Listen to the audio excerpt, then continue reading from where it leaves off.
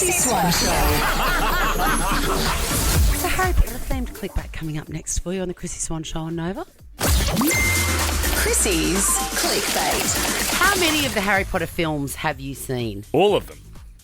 I don't think I have. I haven't seen all of them, but I've seen that amazing stage play. I didn't see that. Oh my God. Tom, did you see it? Of course he did. Duh. It is mind-blowing. If It it was- ever comes to your city. I know. I remember you and Sam Pang at the time loving it, but you know what lost me? It was 2 parts. Well, no, it came back as one. Oh, Yeah, it came back as should've one gone. part. Yeah. I And want to it go was- to dinner. It was amazing. Well, you can now if it ever comes back. I took my the kit would have been only little, and there's one scene. I'm not giving any spoilers, but there's a scene where a hand comes crushing out of the soil in a cemetery, Sick. and he would have been maybe 7. He goes, I'd like to go home now. And I said, no, I kept going. He goes, no, I'm going to have nightmares for the rest of my life about that. But you've seen it now, Kit. Stick it out. That's it. You're an old man now. Well, people will be thrilled. Everyone's a Harry Potter fan deep down or on the surface. It's coming to telly. And John Lithgow, one of the great actors. He's still alive. Yes, he is. Go and rent. You won't. Go and rent. Go and rent. What is it, 2002? Yeah, you go down to your Blockbuster, get 5 weeklies. The World According to Garp. Amazing. Wow, I've got some movies to watch. He's in that with Robin Williams. It's incredible. Anyway, he's going to play Dumbledore. Great casting. That is great casting. Yes. I don't know, I love Harry Potter and I think the films were fantastic. I don't know if I need it in a television series. Well, I think a lot of people do because, of course, there'll be more detail. Everybody's, complaints about anything that originates from a book is that there's not enough detail. What about that scene? Those movies went for 12 hours. Yeah, I know. How much more detail do you want? Do all of it. we know who's playing Harry or anything yet? Don't know. No, Okay. no. But Lucius Malfoy, the white-haired one. Yes, the dad. The dad. Malfoy's dad. Yes, the bad seed's dad. He says that filming the films was boring.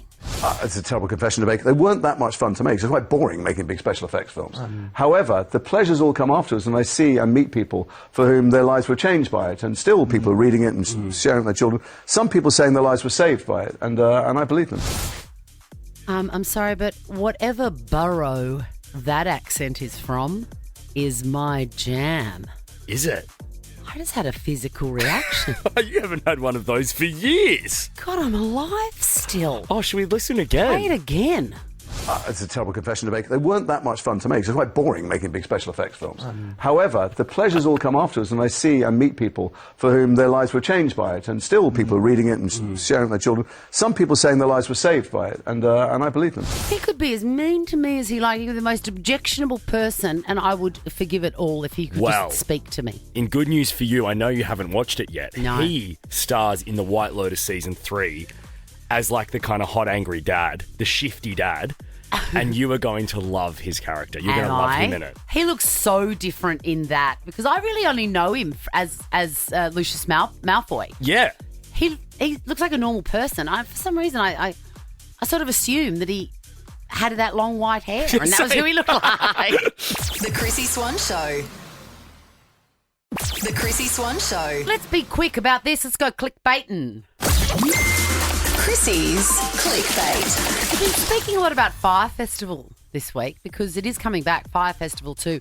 If you haven't watched the documentary on Netflix, you simply must. You must. And we were shocked yesterday or the day before that festival first took place 8 years ago. It was 2017. Cannot believe that. It feels like 2019 before we went into lockdown. Yeah, because you and I were working together. Yeah. It's very unusual. It's basically the story of the world's worst festival. What could go wrong did go wrong. The weather was bad. The acts didn't turn up. There was no food, no water at the location. Very, very bad. Why you would want to do it again, beggars belief. But Billy McFarland, the star of that documentary, Who went to prison, stole a whole lot. It was just crazy. This is why they're coming back for a second bite of the cherry. The biggest difference this time is that there is a real festival company actually operating Fire Festival. So I have fun coming on here and talking to you guys, and I have fun, hopefully swimming with the whale sharks and getting people to get outside their comfort zone. But there are real music professionals doing this. We do have real artists. They'll be announcing them professionally, and I'm just trying to stir the pot and hopefully have a couple of really fun people who understand that life ultimately is about getting outside of your comfort zone and taking risks. And I'd love to meet those people at Fire too.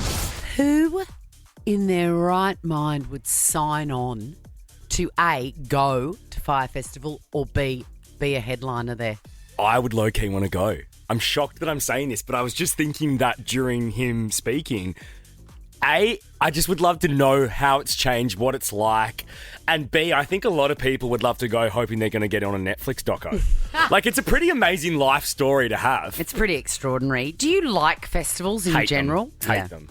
I didn't even get to see Charlie XCX because it started raining and pouring, and I was like, absolutely not. And I left. I can't believe that you even tried.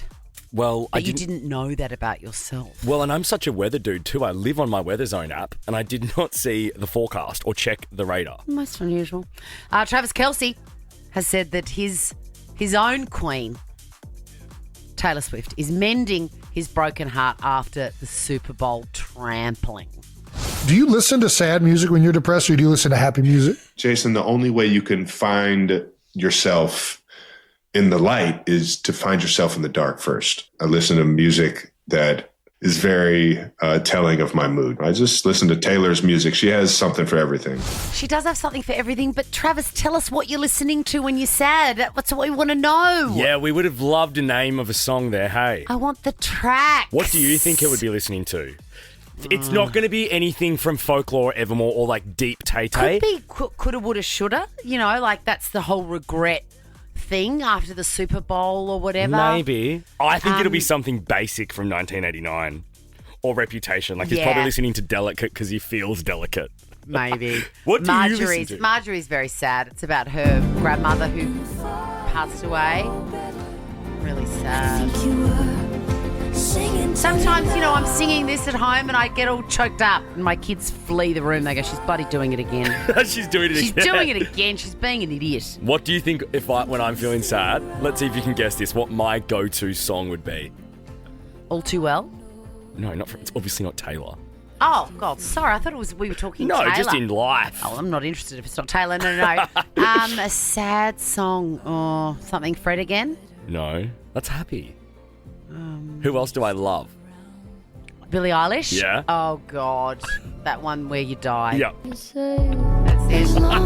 Everything I wanted. I just think about dying. But what on earth is sad in your life? Do you play this if the Uber Eats order's cancelled and you're hungry? Yeah. Yeah. Or if the Uber's taking 14 minutes instead of 4 minutes to get to my house. Or you want to turn your lamp off and it's just out of reach and then you just play Billie Eilish and go, I'm so sad. If the steamer's run out of water because my housemate didn't refill it and then I have to fill it up again. If you get a $4 increase on your rent. Yeah. Ricky Lee, Tim and Joel are up next and they love a Thursday too because it is quick draw day and they've got a pretty great guest. Great. I've heard. Amazing. See you tomorrow, Swanee. Bye. Now check this out. The Chrissy Swan Show is a Nova podcast. For more great comedy shows like this, head to novapodcast.com.au.